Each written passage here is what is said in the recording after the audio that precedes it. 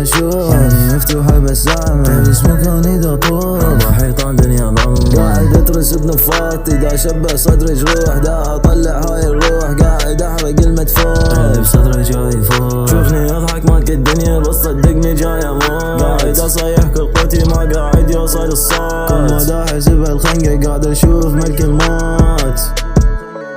فرصة ورا فرصة شو وقت التوبيك قاعد اسابح من قلبي ترجعين تخونين نفس القصة جاي تتكرر جاي تروحين وترجعين كافية الذين خدتي قلبي ما رجعتي بس قلبك يمين